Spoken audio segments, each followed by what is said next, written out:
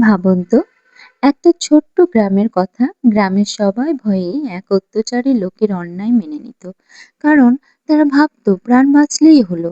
কিন্তু সেই গ্রামে একজন মানুষ ছিলেন। তিনি বললেন, জীবন একদিন শেষ হবেই, কিন্তু অন্যায়ের সামনে মাথা নত করে বাঁচাচ্ছি, সত্যের পথে দাঁড়িয়ে মরাও অনেক সম্মানের।